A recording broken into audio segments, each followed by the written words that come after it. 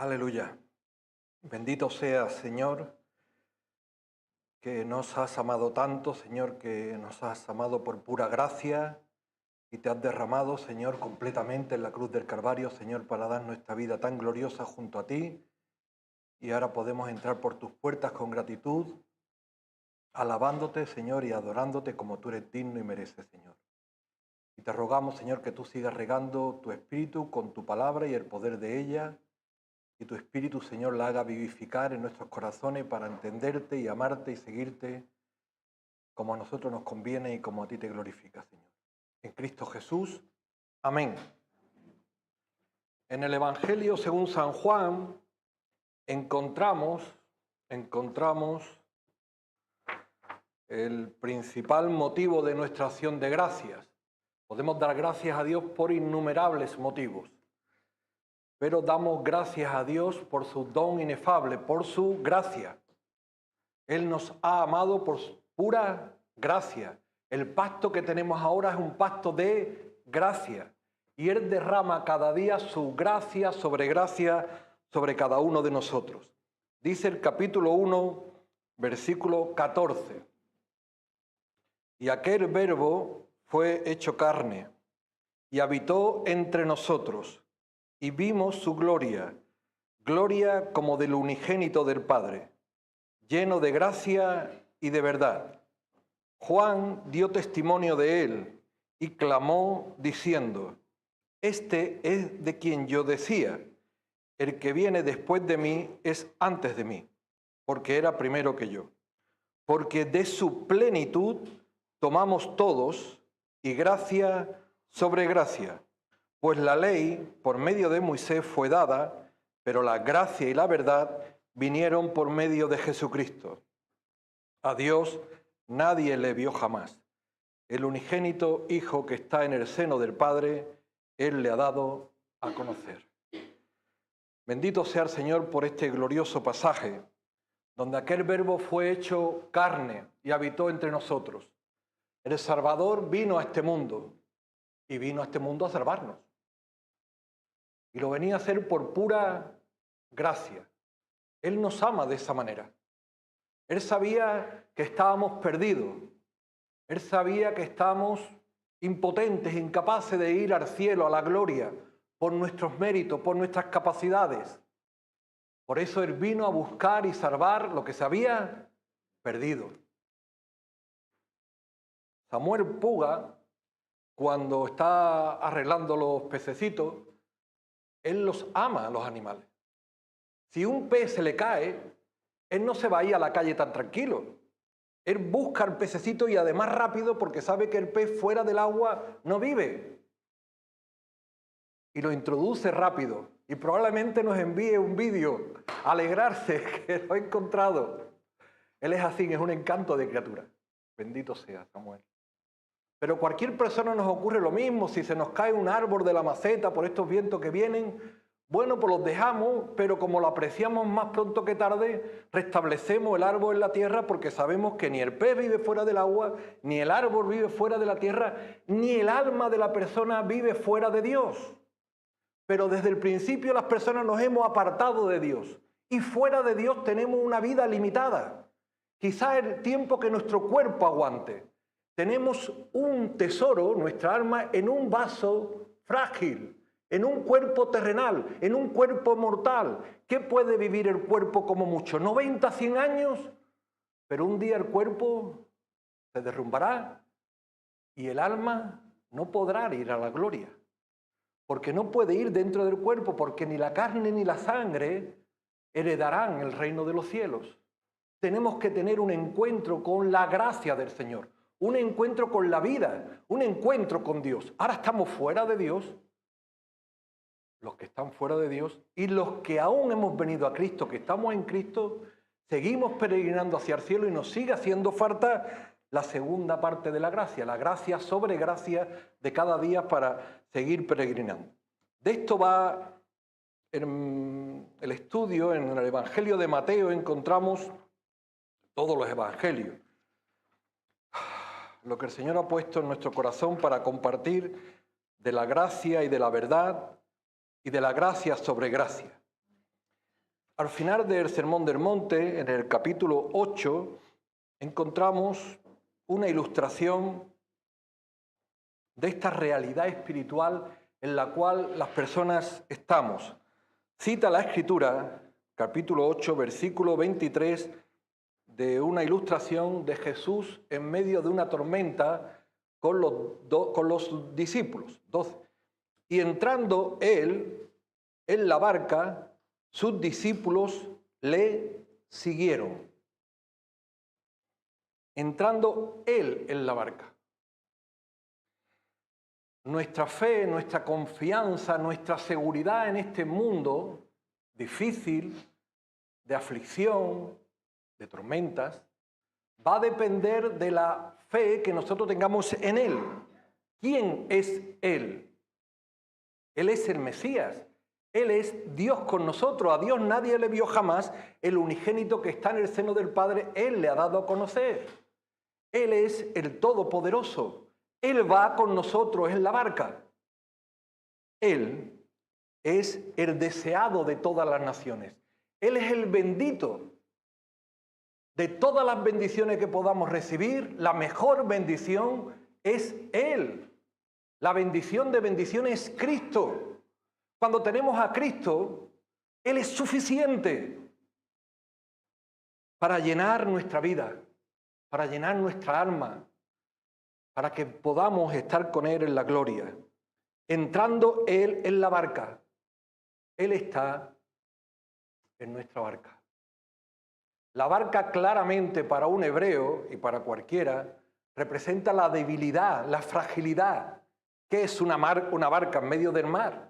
Si aún un transatlántico es una mota de polvo, una barquita pequeña es frágil, es débil. Hemos dicho que nuestro tesoro es un tesoro en un vaso frágil, débil. La barca, el cuerpo es enfermizo, débil. Un virus lo derriba. Una ola, una tormenta lo tumba. Eso es algo que cualquier persona lo percibe. Por eso esa necesidad de estar con Dios. Porque los problemas nos abruman, nos sobrepasan. La barca ilustra esto. La barca para un hebreo era clarísimamente un símbolo de la deriva en la que a veces tenemos que ir para alcanzar la otra orilla y vamos en un lugar complicado, frágil, pero Él va con nosotros. Por eso la barca también habla del cuerpo que nadie puede alcanzar la gloria por sus propios méritos. Hay personas que pueden pensar que Dios me bendice porque yo me lo merezco. He hecho tantas cosas buenas que me merezco que Dios me bendiga.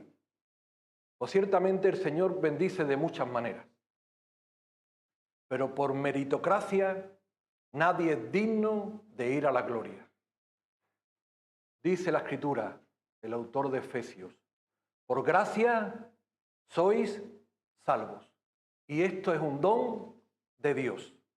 Por gracia sois salvos. Y esto es un don de Dios. Nadie puede presentarse en el cielo y llamar a la puerta y decir, yo estoy aquí en el cielo porque me lo merezco, porque he sido tela de bueno. Yo estoy aquí en el cielo porque he cumplido toda la ley, podían decir los fariseos.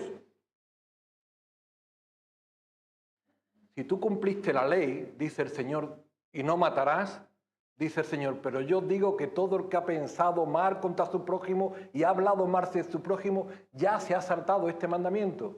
Ya eres injusto. Todos hemos pecado y estamos destituidos de la gloria de Dios. Pero por gracia sois salvos. Por la gracia del Señor. El Señor estaba en la barca y sus discípulos le siguieron. Gracias al Señor que hay una serie de personas que siguen a Cristo. Le tenía que haber seguido todos. El Sermón del Monte fue predicado a muchísima gente, pero muy pocos le han seguido. Muy pocos le seguimos hoy en día. Es incoherente que a veces se levante un ídolo, una religión en cualquier sitio y le sigan millones. Y el Cristo, el bendito, el Mesías, el único que ha dado su vida por todos nosotros y ha resucitado para demostrar que lo que Él promete realmente lo cumple, sea tan poco seguido. Pero gloria a Dios por los que le siguen. Para los que le siguen, el Señor también nos da su gracia. De hecho, un poquito más atrás, en este Sermón del Monte, el Señor está hablando a sus seguidores sobre el reino de Dios y su justicia, y está hablando: como vuestra justicia no sea mayor que la de los religiosos, nunca podréis entrar en el reino de los cielos. No podréis entrar por vuestra propia justicia, sino por la justicia imputada del sacrificio de Cristo. Y aún dice, al final del 5, capítulo 5, para que seamos hijos, versículo 45, de vuestro Padre Celestial que está en los cielos, que hace salir su sol sobre malos y buenos, y que hace llover sobre justos e injustos. Porque si amáis a los que os aman, ¿qué recompensa tendréis? ¿No hacen también lo mismo los publicanos? Si saludáis a vuestros hermanos, solamente, ¿qué hacéis de más? ¿No hacen también así los gentiles? Sed, pues, vosotros perfectos, como vuestro Padre Celestial en los cielos es perfecto. El carácter del reino de Dios caracterizado aquí en la tierra no tiene una demanda menor. Bueno, no pasa nada, ahora estáis en un cuerpo frágil, se decía algunas verdades, pero mezclada con algunas mentiras, no pasa nada. Si sois bondadosos algunas veces, pero no codicioso otras, no pasa nada.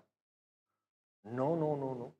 Los que estamos llamados ya para el reino, estamos llamados a caracterizar la gloria del reino ya en nuestra conducta aquí en la tierra.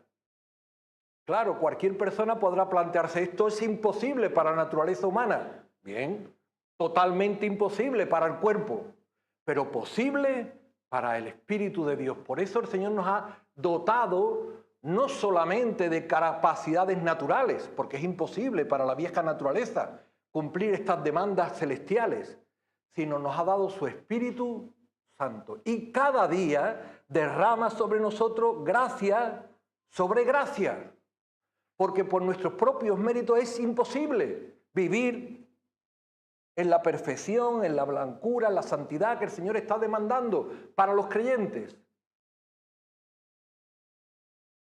El Señor nos reviste de su gracia cada día. Cada día sale el sol sobre justos e injustos. Cada día vienen las cosas sobre malos y buenos. Sobre todas las personas vienen las cosas buenas y sobre todas las personas de vez en cuando vienen las cosas malas. Y cuando vienen las cosas malas, todos tenemos que apretarnos el cinturón. Pero el Señor derrama cada día su gracia. Y la gracia de ayer no es la misma que la gracia de hoy, ni será la misma que la de mañana. Hace falta oleadas de gracia. Y cada día el Señor nos da el pan nuestro de cada día. Hay personas que dirán: y si el Señor me quiere bendecir, ¿por qué no me da ya una lotería y que tengamos ya pan y sustento para toda mi vida? Bueno, el Señor nos trata así. Cada día te da el pan para que confíes y dependas del Señor, que mañana te va a volver a dar pan. Ya se lo dijo a su Israel: cada día saldréis y recogeréis una cesta y no más. Y algunos cogieron más y se le podría. Cada día una cesta. Y cada día hace falta el perdón de nuestros pecados. Cada día. Recuerden cuántas veces salen las misericordias. Nuevas son cada mañana. Y cada día nos hace falta que nos libre de los enemigos. Salmo 103, detrás está el 102. Cada día los enemigos me persiguen. Cada día necesitamos que el Señor nos libre de las huestes de maldad que nos intentan inclinar hacia otro lado. Estoy apartado, pues todavía me quiere apartar más. Necesitamos que el Señor cada día nos dé de su gracia para mantenernos en Cristo, para que nuestros hijos estén en Cristo, nuestra familia vengan al Señor, la sociedad venga al Evangelio. Es por pura gracia. La necesitamos diariamente. Hay quien tenía banquete diario, el del rico y Lázaro, y estaba perdido. Hay personas que piensan que le va muy bien humanamente hablando y están derrotados. Muchos son llamados, pero pocos lo siguieron.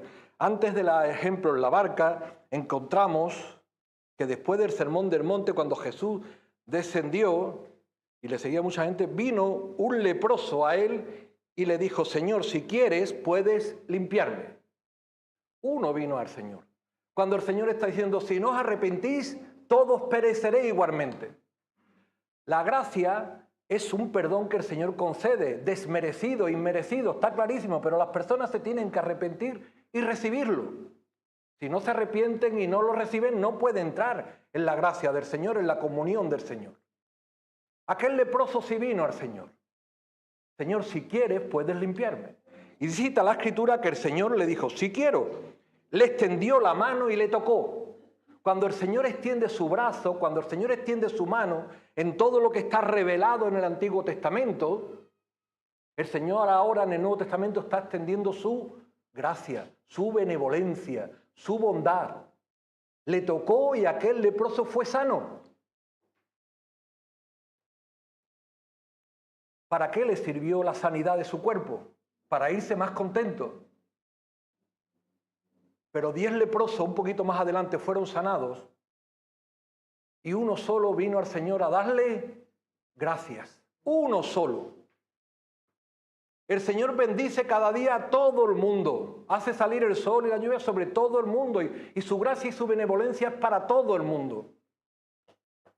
Pero solamente uno vino al Señor a darle gracias. Y aquel se llevó otro beneficio mayor, otro don mayor, otra gracia mayor. No solamente fue sanado en su cuerpo, sino que también fue sanado en su corazón, en su alma. Fue sanado de la lepra y sanado del corazón. ¿Qué es lo que el Señor ha venido a realizar? La sanidad del corazón. Todo lo demás que hace en el cuerpo, todo lo demás que hace en la naturaleza, es para demostrar que Él puede sanar el corazón. Que lo que no puede hacer nadie por sí mismo, Él lo puede hacer. De hecho, le ocurre en el siguiente ejemplo que vino el centurión y le dice: Señor, mi siervo está, dice la Escritura, paralítico y gravemente atormentado. Observen este detalle: tormenta. Estamos en Jesús y la tormenta. El paralítico estaba, el siervo estaba paralítico y gravemente atormentado. Paralítico, estaba impedido para moverse e impedido espiritualmente. Por eso en el capítulo 9 el Señor sana a un paralítico. Y lo primero que le dice: tus pecados son perdonados. Y aquellos murmuraron: ¿quién puede perdonar pecados sino Dios? Jesús es Dios con nosotros. Dice: yo iré y lo sanaré. Y le dijo el centurión: no hace falta, Señor. Di la palabra y mi siervo sanará. Y Jesús lo miró, que ni aún en Israel había hallado tanta fe. Entró luego el Señor en casa de la suegra de Pedro, 14, y vio a la suegra postrada en cama con fiebre y tocó su mano y la fiebre la dejó. Y ella se levantó y le servía. Cuando llegó la noche, trajeron a él muchos endemoniados y con la palabra echó fuera a los demonios y sanó a todos los enfermos, para que se cumpliese lo dicho por el profeta Isaías cuando dijo: él mismo tomó nuestras enfermedades y llevó nuestras dolencias. Obsérvese que le llevaron a mucha gente enferma y a muchos endemoniados. La Escritura, igual que habla del que estaba atormentado, luego en el capítulo 9 el Señor fue a la zona de Gadara, aquí el otro lado era la zona de Gadara, donde había también una persona atormentada. Y había otras personas atormentadas, que siempre tiene relación con que el diablo nos tiene atados, que el Señor los reprenda y no nos suelta, nos esclaviza, nos vende la moto de que nos va bien cuando nos tiene atado y esclavizado y nos lleva directamente al lugar de tormento. Pero el Señor ha venido a desatarnos, a liberarnos. Dice la Escritura que todos fueron sanados. Y aún añade lo que decía el profeta Isaías 600 años antes, para que se cumpliese la Escritura, que Él llevaría nuestras enfermedades y dolencias. Claro, y aquí nosotros entramos en duda. Aquí entramos en duda. Vamos a ver. El leproso fue sanado, el siervo del centurión fue sanado, todos los que vinieron fueron sanados. Grande fue su fe y resulta que a mí me duele la uña y no soy sanado. Es que tengo poca fe. Es la correlación casi directa que se nos viene a una espiritualidad infantil. Infantil. Porque esto era el principio del ministerio con los discípulos. Los discípulos tenían que madurar. Y gloria a Dios maduraron. Y nosotros tenemos que madurar. Y gloria a Dios vamos madurando. No podemos pensar igual que cuando era niño. Y nos explicamos. Todo tiene un contexto. En la Escritura y en la vida. Jesús estaba allí. Y todos fueron sanados. Mientras que Jesús estuviera en la tierra, todos serían sanados. Un poco más adelante dice que todos los que le tocaron fueron sanados. Cuando él terminaba de predicar, todos venían a él y eran sanados. Repetimos, todos. En otra situación le pregunta al Señor Jesús en el capítulo 9, hablando sobre el ayuno. Dice, ¿es que tus discípulos no ayunan? 9:15, y le dice el Señor, entre tanto que el esposo está con ellos, no, pero vendrán días cuando el esposo les será quitado y entonces ayunarán. Mientras que el esposo, el Mesías, está allí, no hay enfermedades y dolencias. Por causa del pecado vinieron las enfermedades y dolencias y el Señor estaba en la tierra mostrando su carácter mesiánico. Pero un día el esposo será arrebatado y no estará con nosotros en la tierra. Entonces habrá otra vez enfermedades y dolencias. No seamos ingenuos. Hoy estamos en el tiempo de que hay enfermedades, hay tormenta, hay problemas, hay dificultades. Claramente. Y no es por debilidad de fe. Al principio de la iglesia, en la época apostólica, dice también la Escritura que todos los que venían ante Pedro y Juan eran sanados. Pero luego el embajador, el heraldo de la gracia, el apóstol Pablo, iba por muchísimos lugares y había naufragios, tempestades, cárceles, le pegaron, le azotaron, pasaba hambre, despojos, naufragio, no sé qué, lo he dicho 3 veces. Es que no tenía fe. Es que no era embajador de la gracia. Es que el Señor no iba con él. Nos estamos explicando, o nos estamos intentando explicar. No es un infantilismo espiritual, no es una falta de fe que haya problemas. El Señor nos va aprobando a todos en la escuela de la vida para comprobar nuestra fe y para que nosotros nos demos cuenta de la fe en nuestro interior, cómo va creciendo y cómo va creciendo nuestra confianza y seguridad en aquel que va con nosotros en la barca. Además de la dependencia diaria de su gracia. Porque apenas que nos apartamos y pensamos que nosotros podemos, es el primer momento para pegarnos al instante del batacazo. Volvemos a armar. Versículo 24. Y he aquí que se levantó en el mar una tempestad tan grande que las olas cubrían la barca, pero él dormía. Se levantó en el mar. He aquí, es algo sorprendente. Es muy sorprendente. ¿Podía haber el Señor librado la tormenta? Claramente. ¿Podía el Señor en su omnisciencia, sabiendo que la tormenta iba a venir, decir, no pasemos al otro lado porque va a venir una gran tormenta, vamos a quedarnos aquí? ¿Pero qué dijo? Vayamos al otro lado. Vayamos al otro lado. Todos vamos hacia la patria celestial, todos vamos hacia el otro lado. Todos vamos, como iba la nación de Israel, hacia la Canaán celestial. Ellos iban, pero tenían que ser probados por la tormenta. Claro que sí, lo sabía. Y la tormenta no era pequeña, la tormenta era grande. Por muy grande que nosotros nos creamos, que no somos nada, somos pequeños, pero bueno, si alguien se cree mucho más grande, la tormenta era grande. Siempre las circunstancias de la vida nos van a poder y nos van a derribar. Claramente la tormenta era grande, se había levantado en el mar.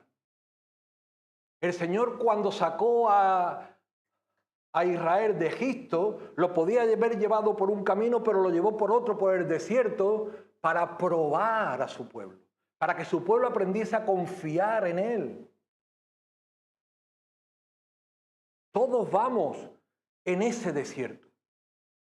Todos vamos en ese peregrinaje hacia la ciudad celestial. Todos tenemos que pasar por pruebas, por tempestades, por tormentos, por sufrimientos. Y según el termómetro de nuestra madurez espiritual, veremos nuestra propia reacción. Nuestra seguridad o inseguridad, nuestro temor o no temor, va a ir directamente relacionado con nuestra confianza en el Señor. El Señor lleva ya mucho tiempo enseñando, todo el Antiguo Testamento. No era la primera vez que el Señor estaba hablando de estas cosas.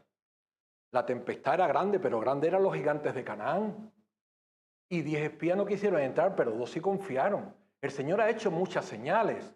El mar rojo era grande. Y le dijo el Señor que iban a pasar al otro lado. Y muchos titubearon y temieron. Pero las aguas del Mar Rojo se abrieron hacia la derecha y hacia la izquierda y estuvieron en el otro lado. Y en el otro lado cantaron un cántico de victoria. Hermano, si vamos madurando, no solamente cantaremos allí, al final. Si vamos madurando, cantaremos en medio del mar ahora. Y cantaremos en medio de la tormenta ahora. Porque Él va con nosotros y su Espíritu nos guía y su Espíritu y su gracia nos sostiene. Y la que nos falte nos la dará mañana, porque a veces alguien diría, ¿y si mañana me pasa eso? ¿Y si mañana?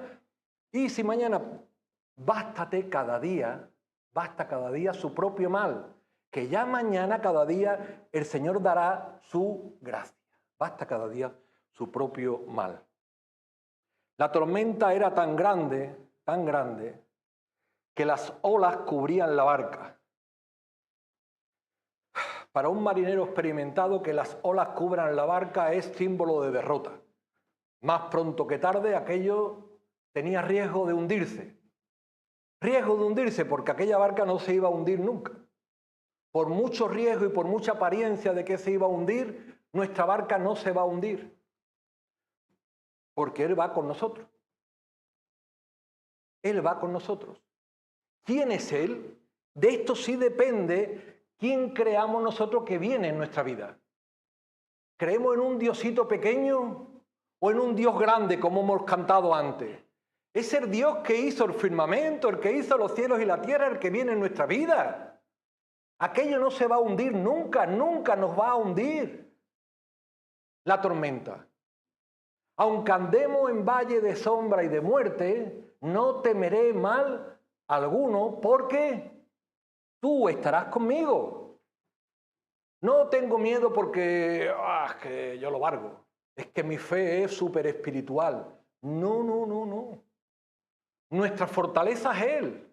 Nuestro principio de debilidad es nuestra gran fortaleza, porque entonces nos agarramos a Él. Esa es buscar la gracia sobre gracia de cada día. El Señor dormía. El Señor estaba tranquilo. Los miedos, los temores, los tenemos las personas.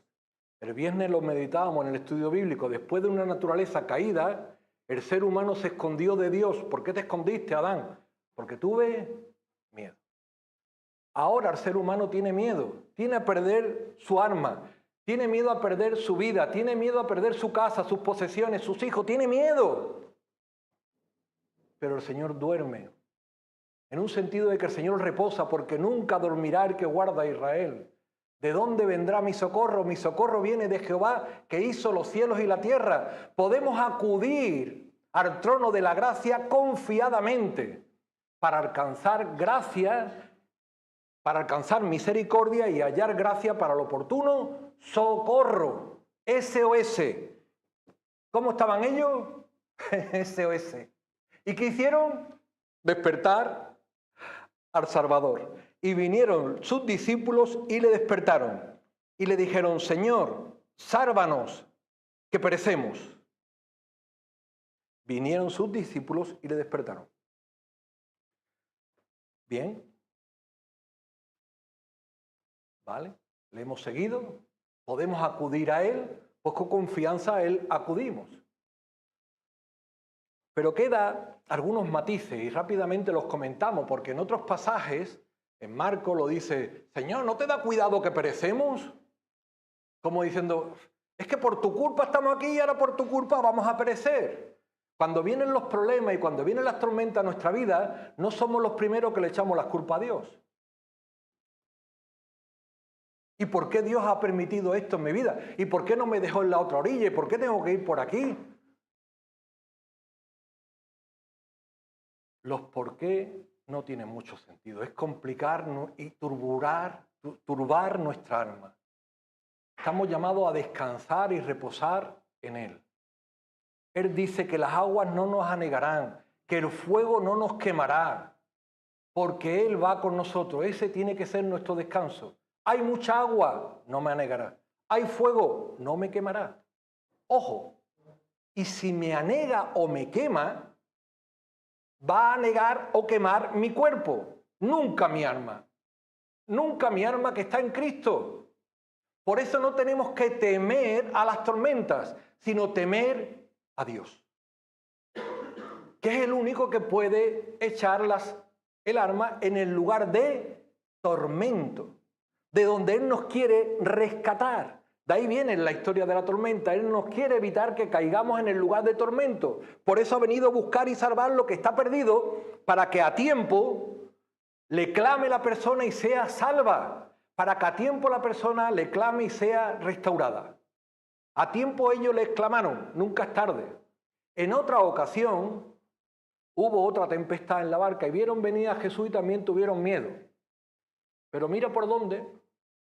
El apóstol Pedro dice, pues si tú vienes andando por encima del mar, yo también puedo. Si crees, tú puedes. Le dijo el Señor. Si crees, tú puedes.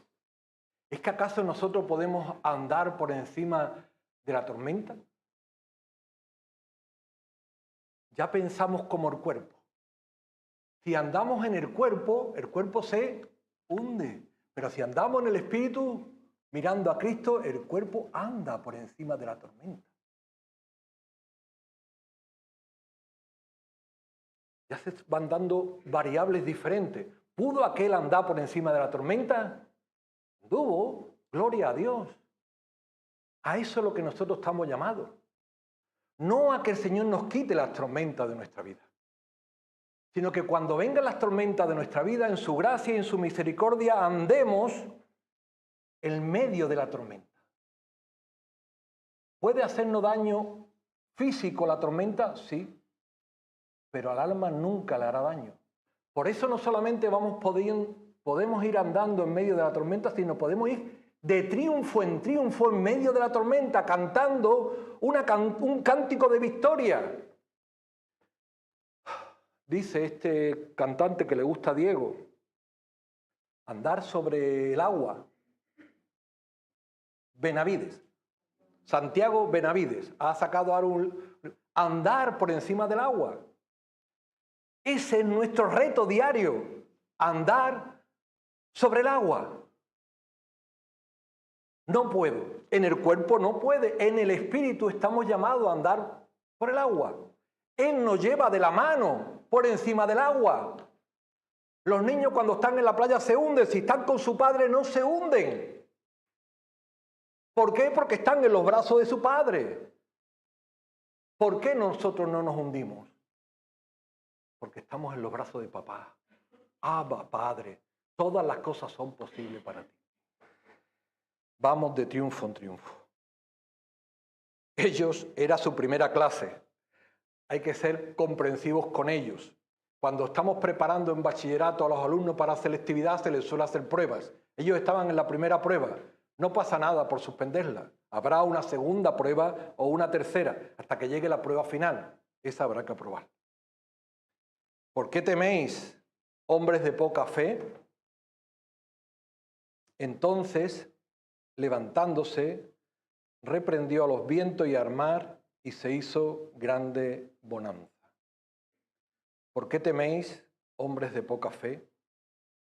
Indudablemente, como venimos explicando, la incertidumbre y el temor a las cosas naturales, a las cosas sociales, a las aflicciones, va directamente en proporcionalidad a la fe y confianza que tengamos en Cristo. Ellos aún tenían poca fe, pero en otra ocasión, cuando vieron a Jesús venir, le recibieron con agrado. Y en otra ocasión a Pedro, cuando lo iban a matar al otro día, que habían sacrificado el día anterior a Santiago, ¿sabéis cómo estaba Pedro? Durmiendo. ¡Oh! Durmiendo, al otro día lo van a matar y está durmiendo. Iban a matar su cuerpo. Nunca iban a poder tocar su arma, que estaba en un buen depósito. La fe de ellos, la fe nuestra, tiene que ir creciendo. El Señor entonces se levantó. No hace falta que el Señor se levante. Podía, como el centurión, dar una orden y a la orden se pararía, pero Él se levantó. La tormenta que se había levantado era grande, más grande que nuestra barca, más grande que las personas. Pero cuando el Señor se levanta el Señor, que no podemos levantar más, pero a todo lo que diera nuestro brazo y mucho más, así sería Él. El problema era grande, pero Él es mucho más grande.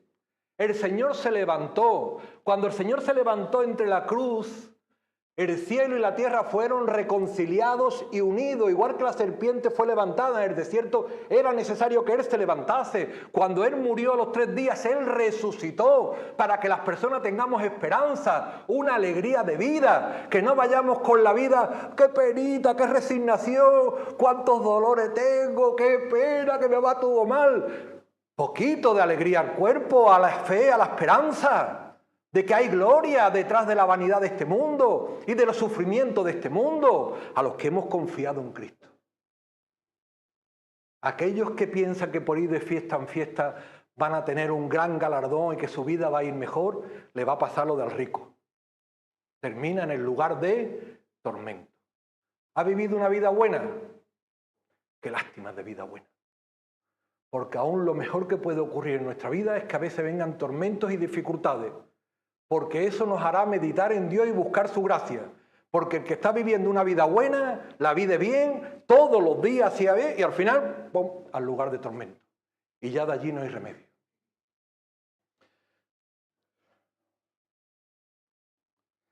El Señor se levantó, reprendió a los vientos y al mar y se hizo grande bonanza.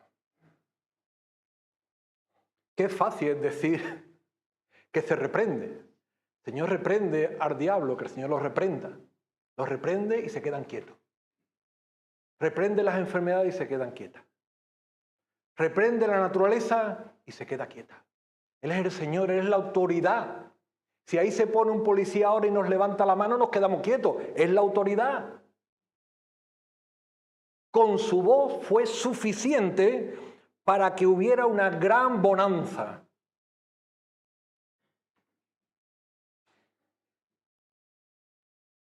Con su gracia es suficiente para que en nuestra vida haya calma.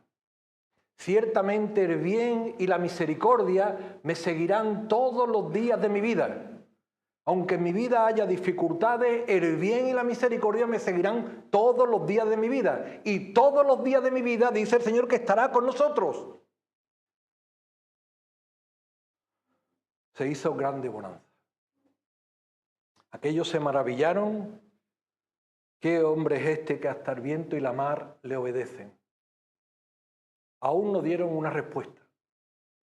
En la segunda tormenta, ya maravillados, dijeron, verdaderamente este es Hijo de Dios. La fe de ellos fue creciendo. Nosotros hemos madurado en muchas cosas, sabemos que el que viene con nosotros es el Hijo de Dios. ¿Por qué entonces titubeamos? ¿Por qué no nos agarramos a esa gracia sobre gracia de cada día? 2 aplicaciones finales. ¿Cómo el Señor sanó al leproso? Tocándolo. ¿Cómo al centurión? Con su palabra. La palabra de Dios tiene poder. Los cielos y la tierra fueron hechos por la palabra de Dios. Dios dijo, hágase la luz, y la luz se hizo. Todo lo visible surgió de lo invisible por la palabra de Dios. La palabra de Dios tuvo poder para sanar a todos los enfermos. Pero ahora la gran tormenta, el lugar de tormento al que todos íbamos, no podía hacerse con la palabra de Dios. Ni siquiera con el poder de Dios, que es el Todopoderoso. Padre, todas las cosas son posibles para ti. Padre, tú lo puedes todo. Si es posible, pasa de mí esta copa. Si es posible que yo no tenga que experimentar todo el sufrimiento de la gran tormenta. No era una muerte humana, era todo el castigo de nuestra maldad, toda la carga del pecado, todas las enemistades con las huestes de maldad, lo que se le venía encima. No es posible, hijo. Si tú no das tu vida en la cruz, todos irán al lugar de tormento. Mis pescaditos van a ir al lugar de tormento. Mis criaturas van a ir al lugar de tormento. No hay otra solución. Solo la cruz. Yo iré a la cruz.